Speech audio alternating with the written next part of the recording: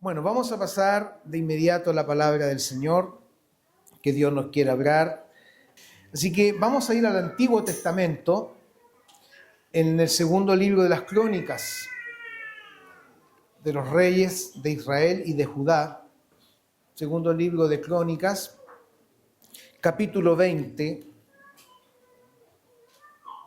versículo 18 al 22. Vamos a tener la palabra del Señor en esta hora. En el nombre del Señor.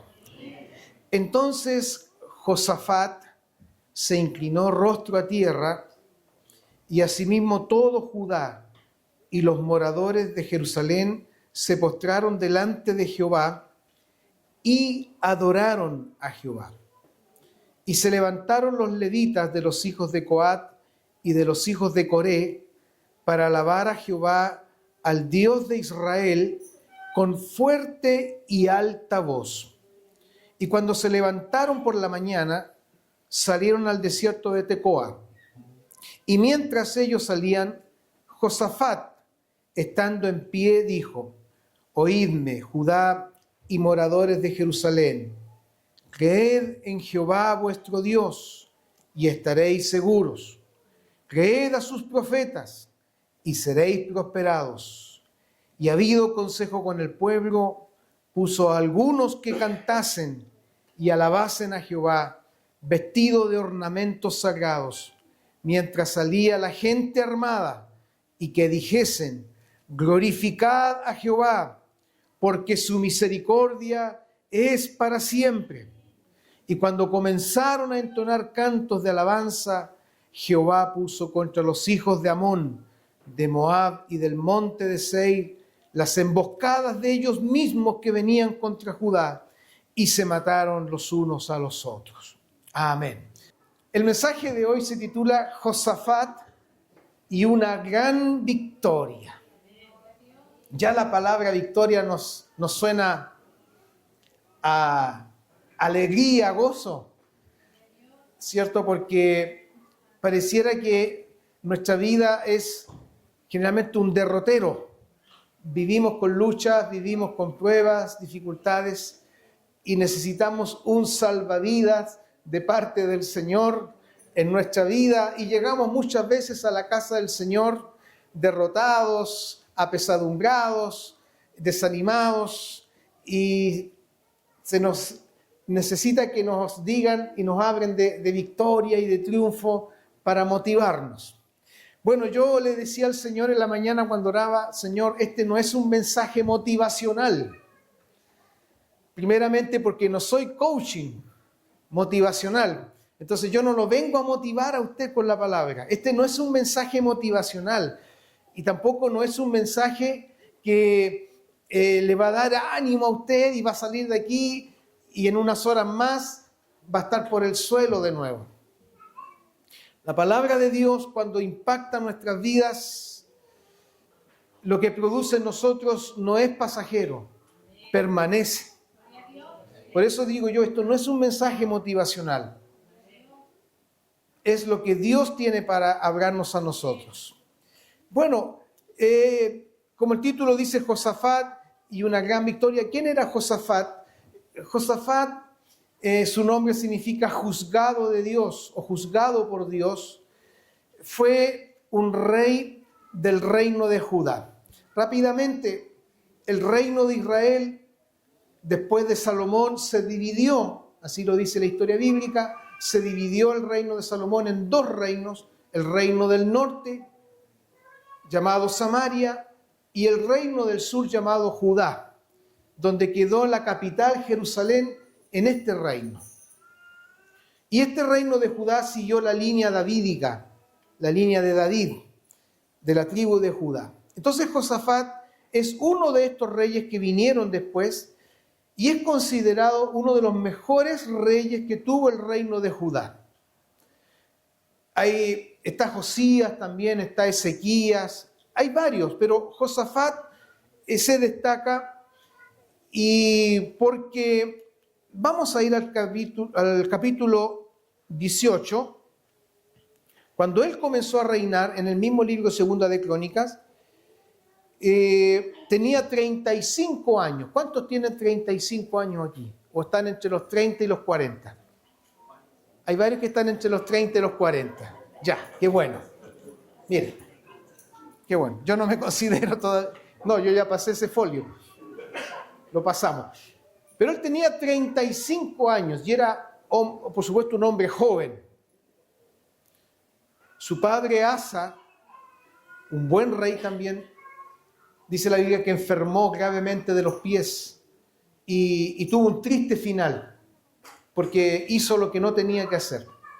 Y llega Josafat y comienza a reinar a los 35 años. Y mire lo que dice el versículo 3 de 2 de Crónicas 17. Y Jehová estuvo con Josafat. ¿Por qué? ¿Por qué Dios estuvo con Josafat? Porque anduvo en los primeros caminos de David su padre y no buscó a los Baales, es decir, a dioses falsos, a los dioses que tenían contaminada la religión en ese tiempo, los dioses de moda. No buscó a esos dioses que otros reyes buscaron, sino el versículo 4, y ahí está la clave, miren, ponga atención en esto, ahí está la clave del éxito de Josafat, del éxito espiritual de él. Versículo 4 de 2 de Crónicas, sino que buscó, 2 de Crónicas 17, versículo 4, sino que buscó al Dios de su padre, da a entender que al Dios de Asa, pero esto también es un hebraísmo que habla de que buscó a David, al Dios de David su padre, porque él era descendiente de David. Buscó al Dios de su padre y anduvo en sus mandamientos y no según las obras de Israel. Entonces la clave de su éxito espiritual y de su éxito como rey de este hombre joven de 35 años era que buscó a Dios, buscó al Señor. Y más adelante dice todo lo que Dios le trajo, porque dice que Dios lo prosperó, Dios lo engrandeció. Pero él hizo algo importante, mis amados hermanos. En el mismo capítulo 17 se nos dice que él hizo grandes reformas espirituales en la nación de Judá. Y una de las reformas más importantes fue que él restauró la enseñanza de la palabra de Dios en toda su nación. Nombró, dice, o envió a sus príncipes para que junto a los levitas que tenían la función de enseñar la ley de Dios, los envió por todo el territorio de Judá para que enseñasen, dice, la palabra de Dios a todo el pueblo y enseñasen en Judá teniendo consigo el libro de la ley de Jehová. Es como si hoy día se enviase a enseñar a todas partes teniendo la Biblia, la base de nuestra enseñanza, y recorrieron todas las ciudades de Judá, miren qué maravilloso, enseñando al pueblo. Josafat entendió que si quería que le fuese bien, él entendió, si yo quiero que me vaya bien, yo quiero ser un buen rey y quiero que Dios esté conmigo, primero tengo que buscar a Dios. Y esa es la clave de nuestra prosperidad espiritual, buscar a Dios, buscar al Señor. Él buscó a Dios y lo dice repetidamente el capítulo 17, que buscó a Dios, buscó al Señor. Y lo segundo, Josafat entendió que para sacar la idolatría del pueblo, para desterrar los malos hábitos y la idolatría, el éxito y la clave era la palabra de Dios. Recibiese enseñanza, que el pueblo volviese a la ley de Dios. Esto no ha cambiado, esto sigue siendo igual, porque aquí se desprende un gran principio para la prosperidad tuya y mía y la prosperidad de la iglesia. Lo primero es buscar a Dios, buscarle en oración, buscarle en intensidad. Y segundo, volvernos a la palabra de Dios. Las grandes reformas espirituales nacen de la palabra de Dios. No la podemos apartar. Aquí vemos que Josafat entendió que el pueblo tenía que recibir la palabra, porque no la estaba recibiendo, porque los levitas habían descuidado esta labor. Dios les encargó a los levitas que enseñasen la ley de Dios, y por eso el Señor los esparció por toda la nación. El plan original del Señor, y esto es parte del Pentateuco, que los levitas, la tribu de Leví, no tuviesen heredad, no tuviesen tierra. Al contrario de las otras tribus que recibieron su porción de tierra, los levitas no recibieron heredad física. El Señor les dijo, porque yo soy vuestra heredad. Yo tengo un ministerio para ustedes, y el ministerio de ellos especialmente era las cosas sagradas de Dios y esparcir la palabra de Dios. Por algo Dios les dio 48 ciudades a los levitas, 48 ciudades esparcidas por todo el territorio, para que en cada ciudad donde viviesen ellos fuesen los maestros de la palabra de Dios, y toda la nación pudiese recibir la enseñanza y escuchar la palabra de Dios. Porque no podían ir a un lugar central, sino en sus ciudades se les iba a enseñar. Pero los levitas lamentablemente descuidaron esta labor porque se dedicaron a otras tareas, se dedicaron a trabajar, se dedicaron a otros negocios y descuidaron la función que el Señor les había entregado, que era enseñar la palabra de Dios. Pero Josafat, queridos hermanos, restaura esto, lo reforma y llama a los levitas y les comisiona, tienen que volver a enseñar la palabra de Dios. Queridos hermanos, porque la palabra de Dios es nuestra base y fundamento, nuestra única regla de vida y fe como cristianos. Y por eso es tan importante que la escuchemos, la estudiemos, se nos enseñe la palabra de Dios, se nos disipule por la palabra de Dios, porque, como dijo el profeta más adelante al pueblo de Israel, por la palabra misma de Dios, mi pueblo erró porque le faltó conocimiento. Y podemos contextualizar esto hoy día. ¿Cuántos errores se cometen en nuestra vida espiritual por falta de enseñanza, por falta de ser discipulados? Pero el problema es que hoy día no es que no haya enseñanza, no es que nos esté discipulando, simplemente no queremos ser discipulados y no queremos ser enseñados por la palabra de Dios. Por eso es que Josafat entiende esto, y a raíz de esto, amados hermanos, el reino Dios lo prospera. Dice la palabra de Dios que Dios lo prosperó grandemente, y los vecinos de él incluso le traían presente porque entendieron que el hombre era grande. Y los filisteos, usted sabe que los filisteos eran enemigos del pueblo de Dios, le trajeron presentes para abuenarse con él, porque Dios lo prosperó. Porque cuando Dios está con uno y cuando Dios está contigo, dice la palabra de Dios que aún con sus enemigos hace estar en paz. Gloria al Señor. Bueno, ¿por qué quiero decir esta introducción? Ese es Josafat. A grandes rasgos, a grandes rasgos. Tiene otras situaciones, por ahí se mandó unas caídas, yo creo que más que nada, como estaba tan bendecido, de repente era muy inocente, hizo algunas cosas, pero en el fondo tenía un corazón recto delante de Dios. Y el Señor lo libró de la muerte varias veces, le mandó un salvavidas porque se metió donde no tenía que meterse y de ahí lo sacó el Señor. Usted lo va a entender después cuando lea los capítulos que vienen. Bueno, ¿qué pasa con Josafat? ¿Y qué tiene que ver esto con la victoria de Dios? Resulta que, y lo primero que quiero señalar, como es parte de este sermón, quiero hablar de una amenaza inesperada. Todo está bien, el reino próspero. Pone guarniciones militares en el norte del reino para que no vengan los enemigos. Y viene una amenaza inesperada. ¿Cuál es esta amenaza?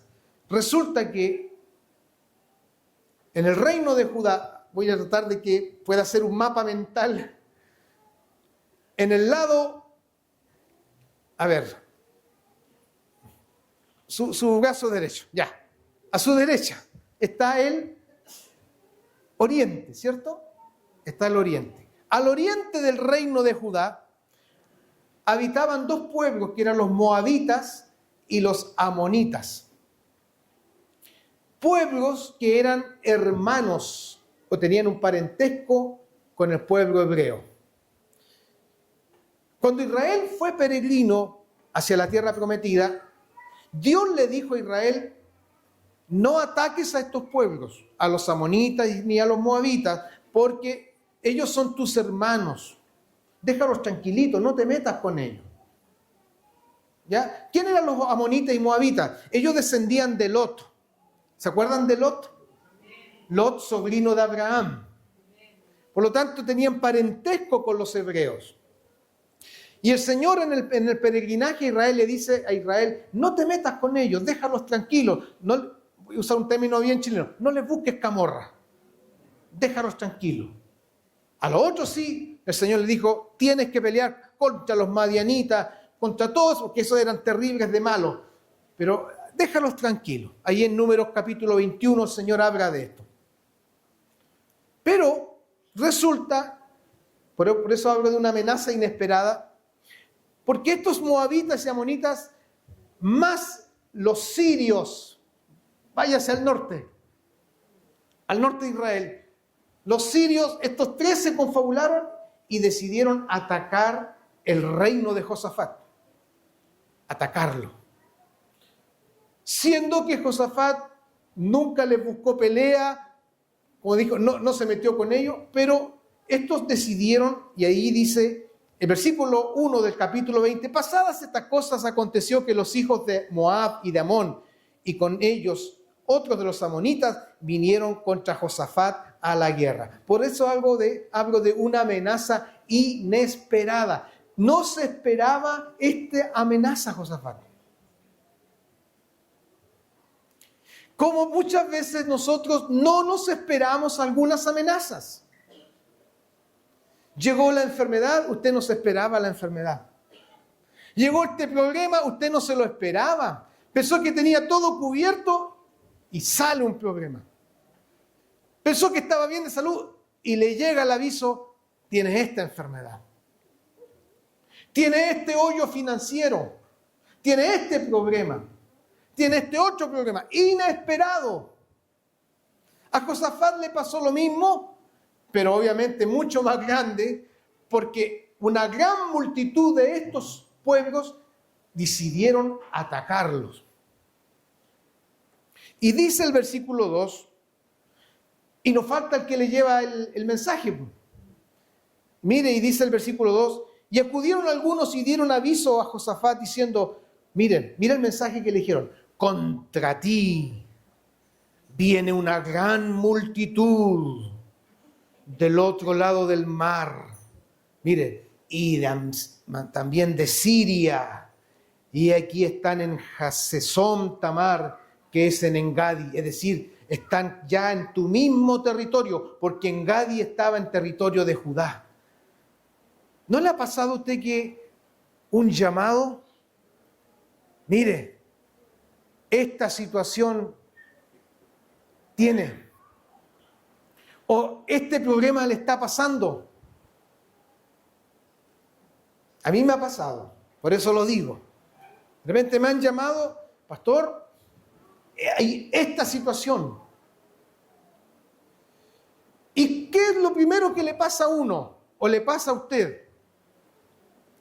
La respuesta está en el versículo 3, porque cambia los personajes, pero los sentimientos humanos siguen siendo lo mismo. Miren lo que dice el versículo 3. Entonces él tuvo temor, es decir, tembló.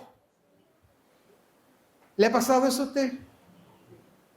Cuando le han dado un diagnóstico médico, cuando le han dado una noticia que no se esperaba y usted le da miedo, le da temor, es la primera reacción que nuestra alma tiene frente a algo inesperado, frente a una amenaza que no contábamos con ella.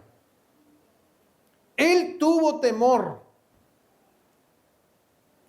Pero en medio de ese temor, para ir avanzando, hizo lo que mejor debía hacer. Y aquí el Señor nos habla nuevamente.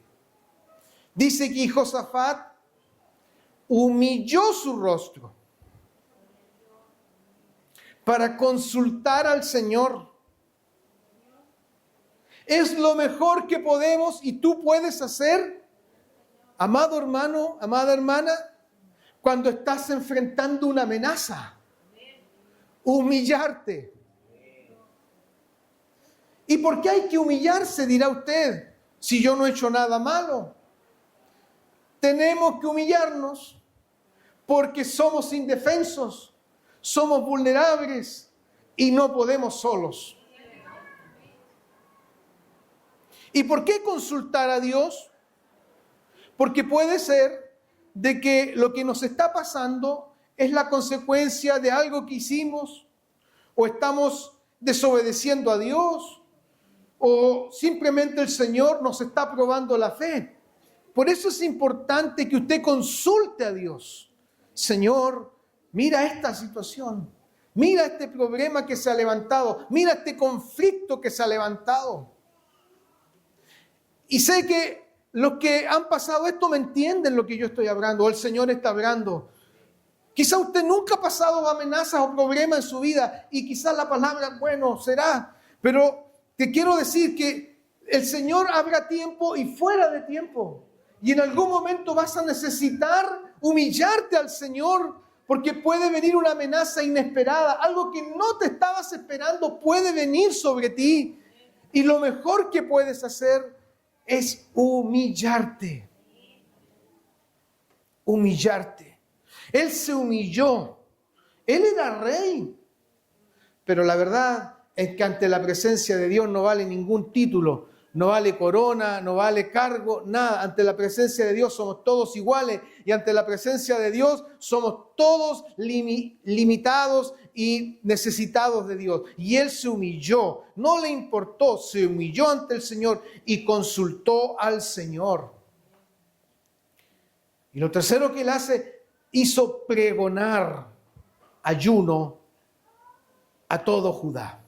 Esto es muy interesante, porque las peleas espirituales, los conflictos que luchamos en la vida, no los podemos pelear solos. Por eso somos una familia en el Señor. Por eso somos una comunidad. Porque cuando tú estás pasando una amenaza en tu vida, perfectamente puedes acudir y pedir ayuda a tus hermanos. El Señor no nos llamó a pelear solos.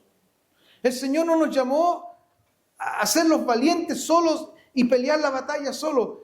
Tenemos a Cristo, es verdad, pero tenemos también una familia que nos puede ayudar.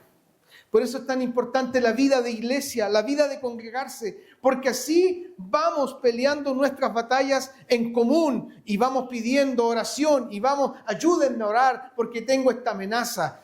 Josafat hizo lo que tenía que hacer e involucró al pueblo, involucró a la nación y dice que los reunió a los de Judá para pedir socorro a Jehová. Pedir socorro. Es del humilde pedir ayuda. De repente alguien dice, no, déjenme, yo no. Pero hermano, ¿por qué usted no pidió ayuda, no pidió oración? No quiero que nadie sepa. No, eso puede rayar hasta en la soberbia, porque tú no puedes, nadie puede solo, pero con Cristo podemos. Y por algo la Biblia nos llama a estar orando los unos por los otros, llevando las cargas los unos a los otros. Josafat le dijo al pueblo, lo reunió, hermanos, no sé cómo le habría dicho, pueblo, estamos en una grave amenaza. Y dijo, ayunemos y pidamos la ayuda al Señor. Frente a una amenaza inesperada, lo mejor que puedes y yo puedo hacer es humillarnos ante Dios.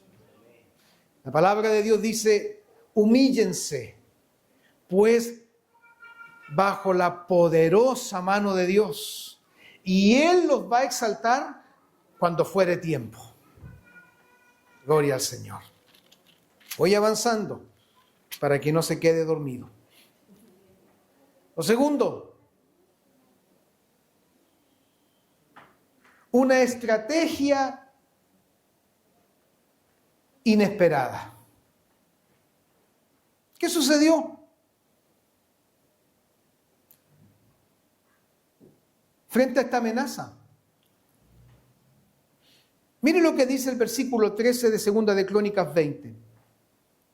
Y todo Judá, todo el pueblo, estaba en pie delante de Jehová, con sus niños, con sus mujeres y con sus hijos.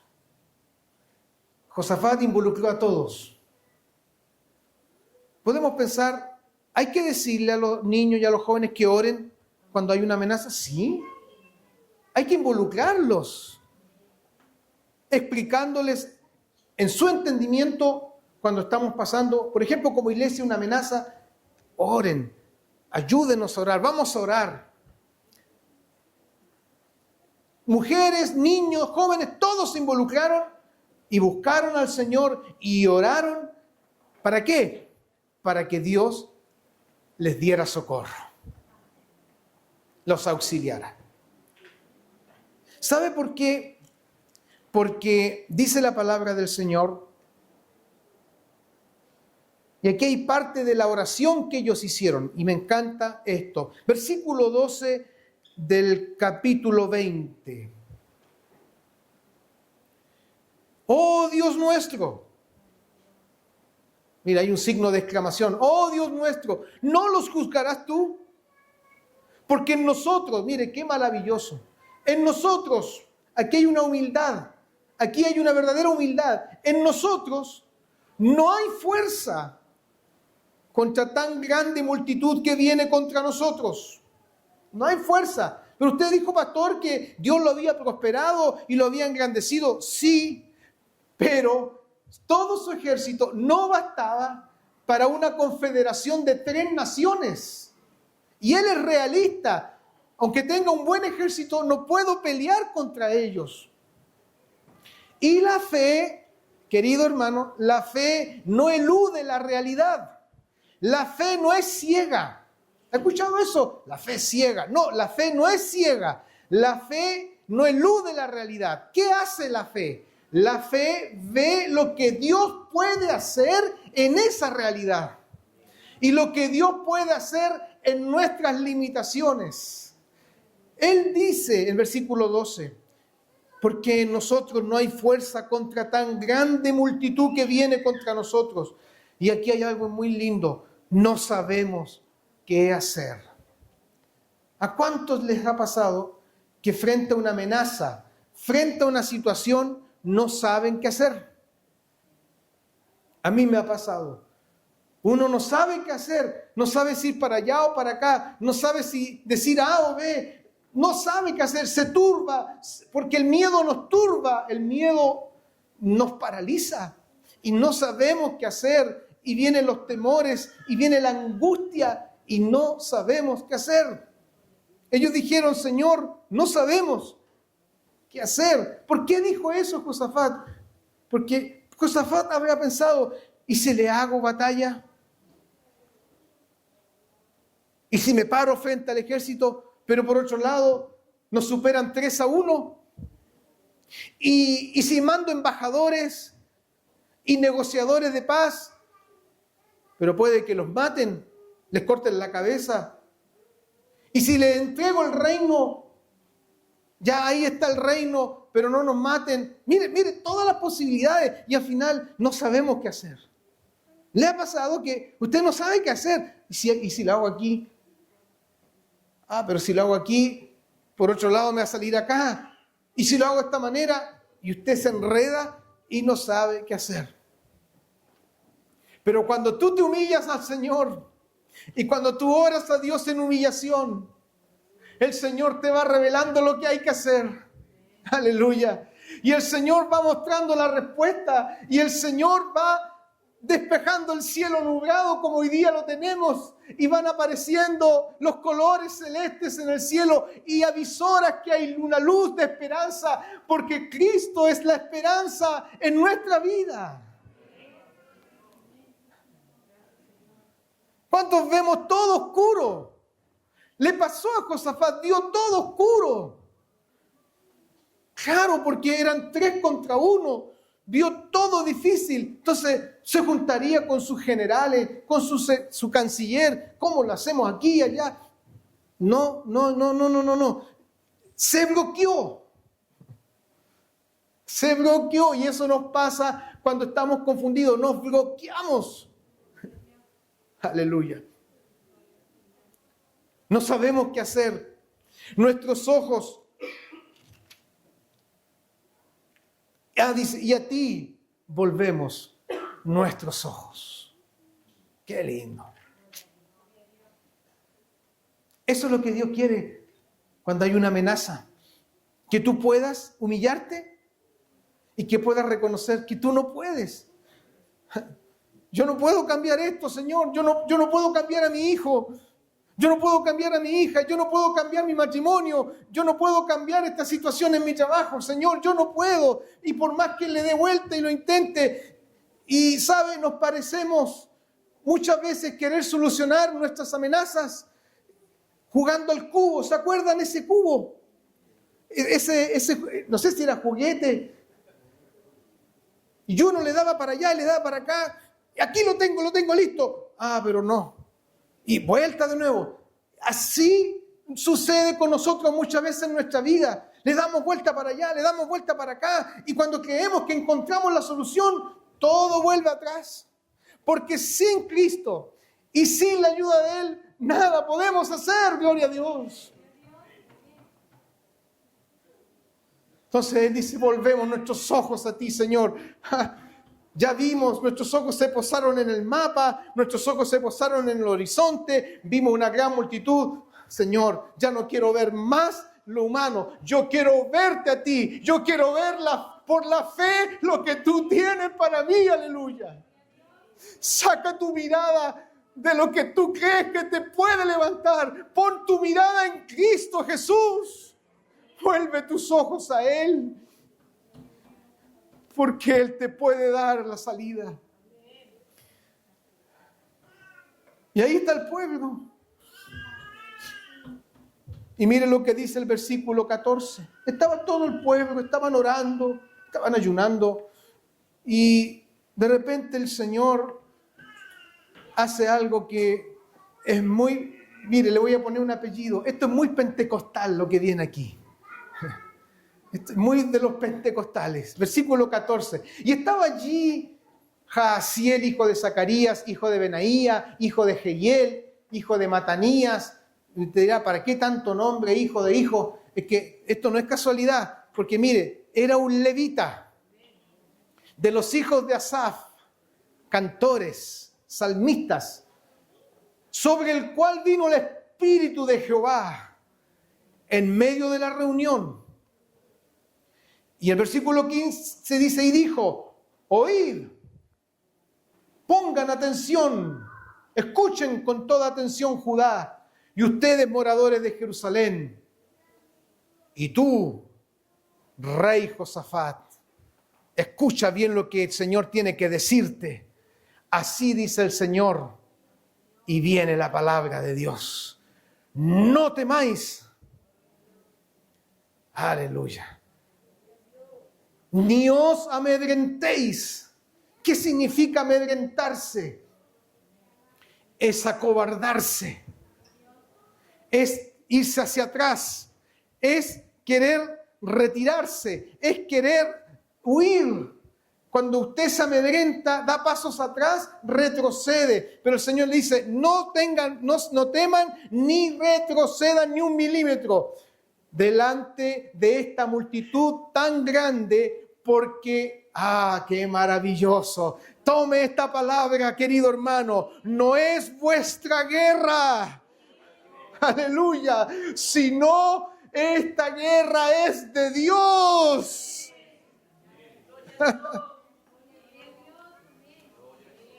El Espíritu Santo habló a través de este varón llamado Jaasiel. Y le añade después, ustedes van a descender mañana contra ellos. He aquí ellos subirán por la cuesta de Cis y los hallaréis junto al arroyo antes del desierto de Jeruel. Y no habrá, qué maravilloso, ¿para qué peleen ustedes en este caso? Párense, estén quietos y vean la salvación de Jehová con ustedes. Oh Judá y Jerusalén, no temáis ni desmayéis. Salgan mañana contra ellos, porque Jehová estará con ustedes.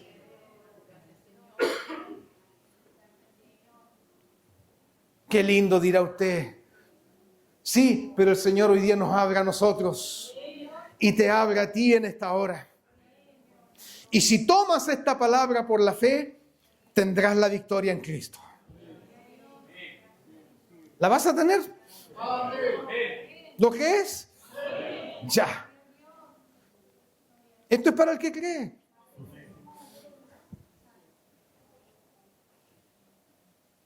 ¿Y cuál es la estrategia, pastor? Usted dijo impensada. El Señor va a hacer algo maravilloso. Entonces Josafat se inclinó rostro a tierra, porque sabe que hay una humillación ante la palabra de Dios. Y es lo que nosotros tenemos que hacer cada vez que Dios nos abre, humillar el corazón, humillarnos. Se inclinó.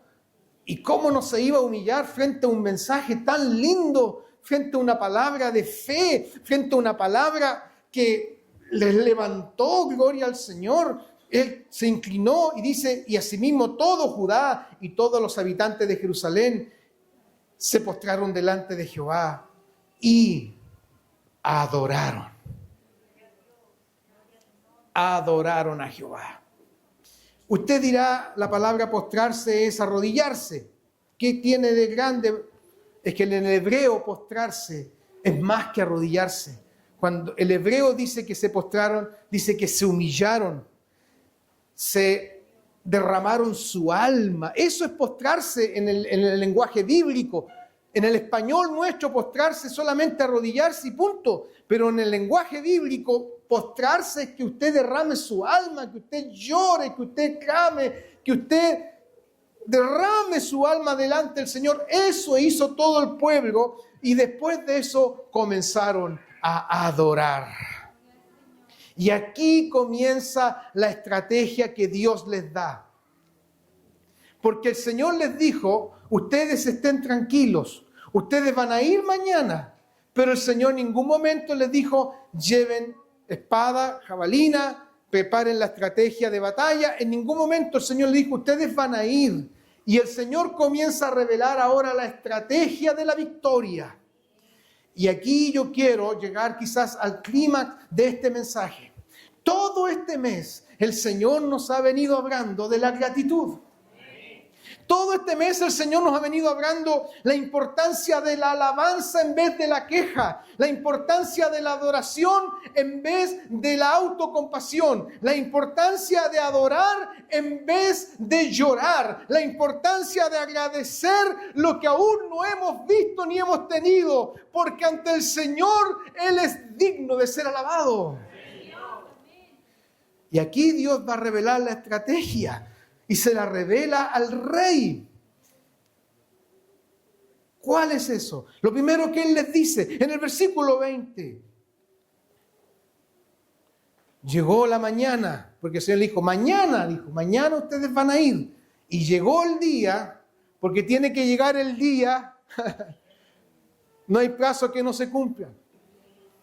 Y quizás mañana lunes usted tiene que enfrentar una situación difícil. Y quizás mañana usted tiene que tener una respuesta a lo que le están solicitando. Y quizás mañana es el día que se decide todo. No te preocupes, si el Señor ya te ha dado una palabra, Dios va a ir contigo. Él irá delante de ti. Llegó el día y Josafat los llevó, dice, al desierto de Tecoa.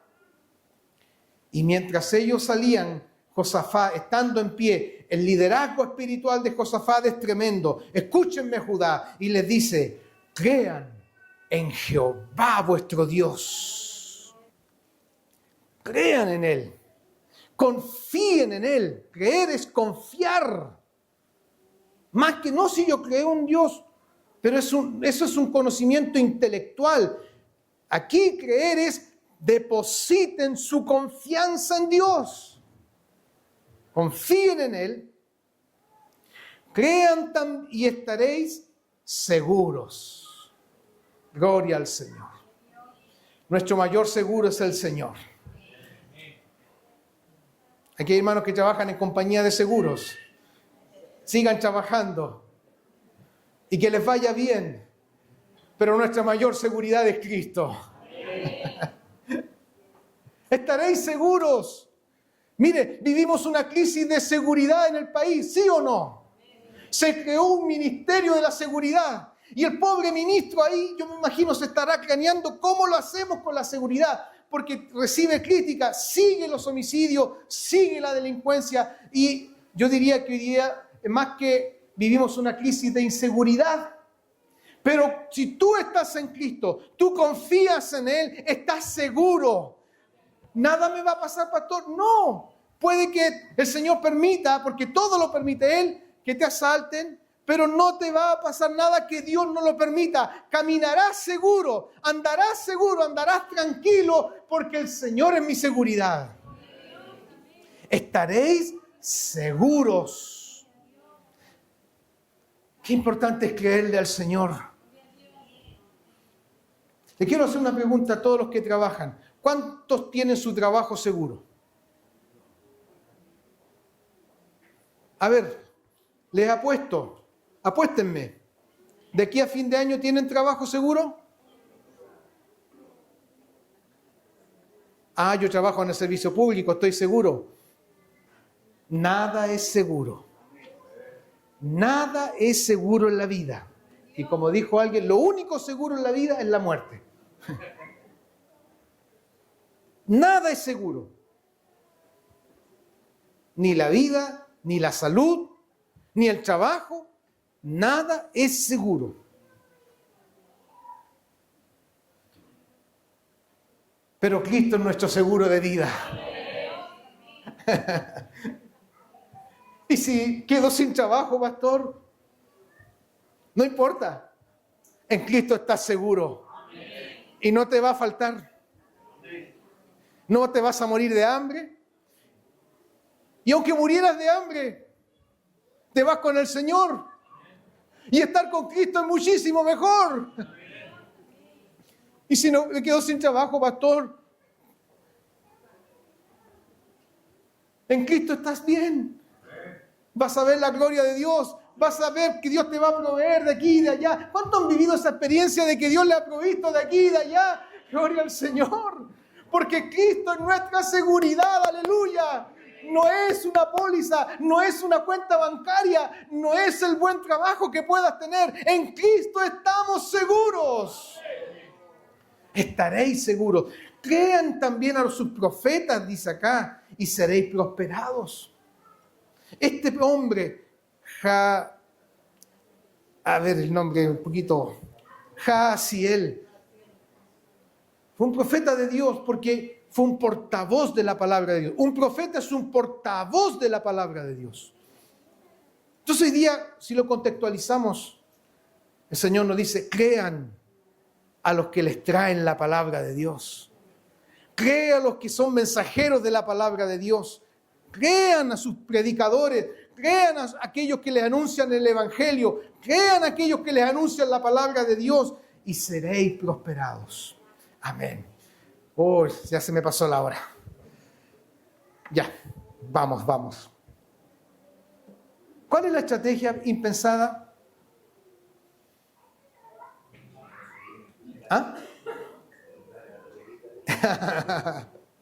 Esta es la estrategia de guerra. ¿De quién es la guerra?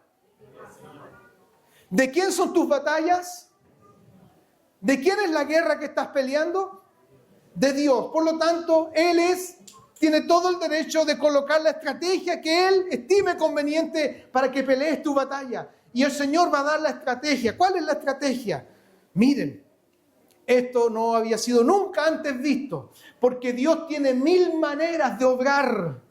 A veces pensamos, Dios, y oramos por una respuesta, y pensamos que Dios va a responder así como yo pienso que tiene que ser, pero Dios nos sorprende. Dios te sorprende con la respuesta que tiene. Y usted dice, nunca pensé que Dios lo iba a hacer así. No, porque Dios Él hace como quiere, tiene 1000 formas de responder tu oración. Incluso un no es una respuesta de Dios. Pero aquí el Señor va a responder y da la estrategia y dice, Josafat, muy prudente. A ver, pongamos que Josafat es el pastor. Pero él dice que tomó consejo con su pueblo, es decir, les contó a su pueblo, esto es lo que Dios quiere que hagamos. Y el pueblo asintió y dice que puso a todos, no, a algunos. ¿A qué? A que cantasen. Atención al ministerio de alabanza, porque aquí entran ustedes. El Señor les habla a ustedes en esta hora. La palabra es para todo, pero específicamente ahora va enfocado a ustedes. A que cantasen y alabasen a Jehová. ¿Quiénes eran estos? Los levitas, porque ellos eran los que cantaban en el templo. No sé si tendrían buena voz, mala voz, no lo sabemos, pero ellos cantaban. Es como nuestros músicos, a lo mejor no tienen la mejor voz, pero es otra cosa. Ya, pero cantan. Y eso es lo importante. Cantan y alaban a Dios. Dios bendiga a nuestros hermanos. Dios les bendiga porque cantan. No, si tienen linda voz. Tienen una voz preciosa. Y no lo digo por congraciarme. Me encanta la voz de mis hermanas, mi hermana Irene, Cata. Tiene una voz preciosa, el timbre de voz. Me encanta. Juanito igual, por supuesto. Ya. Bueno, Néstor también, por supuesto. Sí. Bueno, puso a los que tenían que cantar. Por eso dice, y puso a algunos. Yo creo que él los seleccionó. Los seleccionó. Porque no todos pueden cantar adelante, no todos son solistas, no todos tienen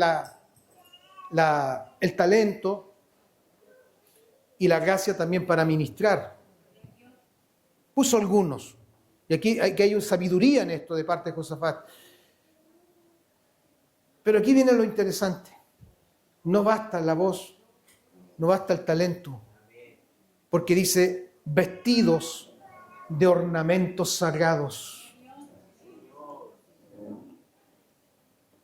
Es decir, ustedes se me van a santificar primero. ¿Y cuáles eran estos ornamentos sagrados? Sus vestiduras. Sus vestiduras eran sagradas, eran santas, limpias, blancas, resplandecientes. No es que ahora los que ministran la alabanza tienen que estar vestidos de blanco, no. Habla del ornato interior, la vida espiritual, la santidad, la consagración. Porque van a ser usados por Dios para lo que Dios va a hacer. Vestidos de ornamentos sagrados. Y los mandó, vayan, algunos. Mientras, dice, salía la gente armada. Mire, interesante esto. Él no espiritualizó todo. Porque podemos pensar que, no, el Señor está con nosotros y vamos adelante nomás. No, Él preparó igual el ejército. Lo que nos habla de una responsabilidad. Lo que nos habla de que igual tenemos que hacer lo que tenemos que hacer frente a una situación, frente a un problema. Si usted está enfermo y tiene una amenaza de enfermedad, no lo espiritualice todo. No, si el Señor me va a sanar solamente y déle comer y póngale grasa y póngale esto, total, el Señor me va a sanar. No. Usted tiene que ser responsable. Tenemos que ser responsables de nuestros actos. Preparó el ejército. No porque le faltara fe. No porque dijo, si me falla esto, por último está el ejército. No, porque tenía que hacerlo. Porque él era jefe del ejército de Judá. Pero la estrategia es esta. Y aquí está la clave de la victoria. Le dijo a los que preparó para cantar, ustedes van a cantar, ustedes van a alabar, ustedes van a adorar. ¿Y qué dijeron mientras cantaban? Glorificad a Jehová, porque su misericordia es para siempre. Alabado sea el Señor. Glorificad en el hebreo significa agradecer, significa aclamar, significa alabar, significa adorar, significa proclamar la grandeza de Dios. Entonces, ¿qué hicieron estos cantores? Comenzaron a proclamar la grandeza de Dios, aún no teniendo la respuesta, aún no habiendo la victoria. Alabaron a Dios, cantaron a Dios, agradecieron a Dios y proclamaron la gloria de su nombre. Aleluya. Estamos acostumbrados a cantar y alabar después de que Dios nos haya dado la respuesta. Pero la palabra de Dios nos muestra que es mejor adorar y alabar en medio de tu problema, en medio de tu situación, en medio de la amenaza, incluso sin ver nada, ninguna respuesta. Debes comenzar a alabar a Dios, debes glorificar a Dios, debes darle gracias por lo que Él es. Aleluya. Aquí ellos no había ninguna respuesta aún. Entonces, como no hay respuesta, yo no alabo a Dios. Yo no agradezco si no hay respuesta. ¿Por qué tengo que alabar a Dios si Dios no me ha respondido? Dirá alguien. Como decía la hermana Ingrid, si todavía el problema está ahí, si todavía la enfermedad está ahí, si todavía la situación está ahí, ¿por qué tengo que alabar? Yo oro nomás. No. La palabra te enseña, comienza a alabar. Es una estrategia que Dios entregó. Y miren lo que dice el versículo 22. Y cuando comenzaron a entonar cantos de alabanza, miren, ¿por qué digo que escogió a los mejores? Porque dice que comenzaron a entonar. O sea, escogió a los mejores. Escogió a los que sabían cantar, a los más entonaditos, porque dice que comenzaron a entonar. Aquí no habían voces desafinadas ni por el estilo. Estaban los mejores. Pero no estaban porque eran los mejores en la entonación, porque se consagraron a Dios. Y mientras cantaban o entonaban cantos de alabanza. Nuestros cantos son cantos de alabanza, no de tristeza, no de conmiseración hacia mí, pobre de mí. Nuestros cánticos deben ser de alabanza a Dios. Aleluya. ¿Y qué significa eso? Declarar la grandeza de su nombre, declarar la victoria que Él tiene, declarar lo grande que es, aleluya, declarar su poder, declarar su misericordia, en fin, todos sus atributos. Nuestros cánticos deben empaparse de los atributos de Dios, de ensalzar los atributos de Dios. Y mientras ellos hacían eso, ahora viene la última parte, pero es cortita. La victoria inesperada. Ya les dije, Dios responde la oración. ¿Cuántos dicen amén? Dios responde. Sí, Dios responde la oración. Incluso un no es una respuesta de Dios. Pero Dios va a responder de una manera inesperada. ¿Cuál podría haber sido la respuesta lógica de Dios? Ejército contra ejército. Sí, pues las batallas se ganan ejército contra ejército. ¿Y qué ejército gana? El mejor. Esa es lo lógico. Pero aquí la lógica de Dios es distinta a la nuestra. ¿Qué hizo Dios? Mire, mientras ellos alababan, mientras ellos cantaban, el poder de Dios empezó a glorificarse. ¿Y qué hizo Dios? Ponga atención en esto. Versículo 22. Y cuando comenzaron a entonar cantos de alabanza, Jehová puso contra los hijos de Amón, de Moab y del monte de Seir las emboscadas de ellos mismos que venían contra Judá, y se mataron los unos a los otros. Porque los hijos de Amón y Moab se levantaron contra los del monte de Seir para matarlos y destruirlos. Y cuando hubieron acabado con los del monte de Seir, miren, cada cual ayudó a la destrucción de su compañero. Dijeron, los moabitas y amonitas, matemos a los de Seir. Y esos que eran aliados. Y después que los mataron, el Señor los confundió y se empezaron a matar unos con otros. Y Dios les dio la victoria. Inesperada, inesperada. Muy parecido a lo que Dios hizo con el rey Ezequías, años después, cuando los asirios vinieron contra Judá, y un ángel de Jehová dice que mató a 185,000 asirios. Amados hermanos, para concluir, la guerra es de Dios, tu batalla es del Señor, pero la victoria también es del Señor, y la forma que Él da la victoria también es del Señor. Entonces, ¿vale confiar en Dios? ¿Vale la pena confiar en el Señor? ¿Vale la pena confiar en su palabra y en sus promesas? Gloria al Señor. Amén. Pero dice que Dios dio la estrategia de la alabanza.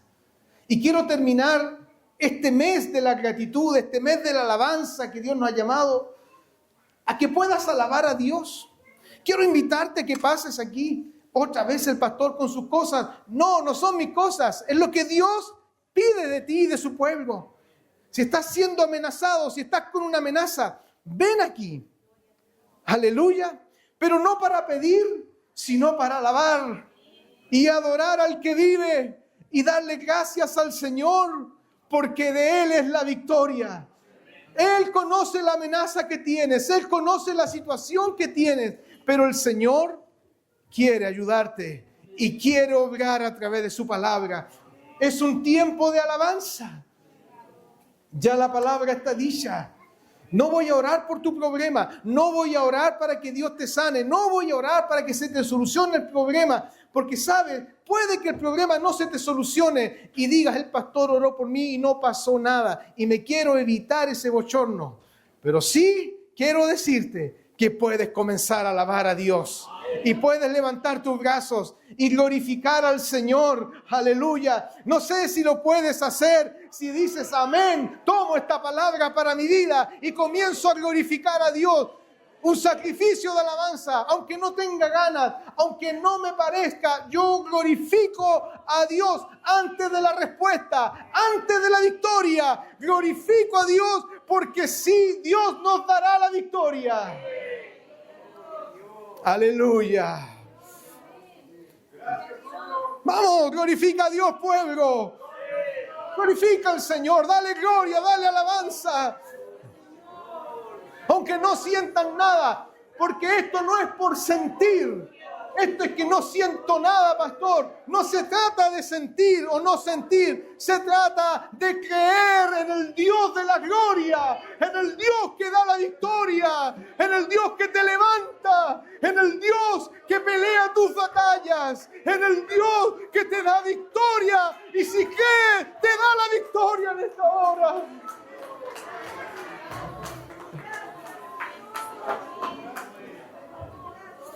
Dale gracias, gracias, gracias. Yo quiero dar gracias. Quiero terminar esta administración dando gracias. Pero yo también quiero dar gracias personalmente aquí en mi corazón. Por eso dale gracias. Aleluya. Yo voy a dar gracias por mi salud. Doy gracias a Dios aunque esté enfermo y no vea sanidad. Quiero darle gracias porque el Señor tiene victoria para mí. Aleluya. Dale gracias. Quizás tú dices, pastor, no puedo tener hijos. Mi vientre, mi matriz está cerrada. Dale gracias al Señor porque Él abrirá esa matriz. Él abrirá esa matriz que está cerrada. Él dará en su tiempo gloria al Señor. Aleluya. Todo este mes el Señor nos ha venido hablando gracia, gratitud, alabanza, alabanza, alabanza al Señor, alabanza a Dios. Gracias, Señor. Dale gracias, dale gracias. No culpes al pastor, es que no hay libertad. Mira, tienes libertad para glorificar, para dar gracias, para alabar al Señor. Él pelea nuestras batallas. No es mi guerra, la guerra es del Señor. Se me olvidó decirles un versículo, 2 de Corintios capítulo 10. Pablo dice a los hermanos: porque las armas de nuestra milicia no son carnales, sino poderosas en Dios para la destrucción de fortalezas. Yo no voy a solucionar el problema espiritual que hay. Yo no voy a cambiar a mi hijo. Yo no voy a cambiar a la persona que necesita una transformación. Pero el Señor sí lo puede hacer. Gloria a Dios. Aleluya. Vamos a alabar al Señor. Y vamos a adorarle. Y si tienes gratitud, puedes adorar al Señor. La gratitud también se expresa. Vamos, hermanos bonitos, adoremos al Señor.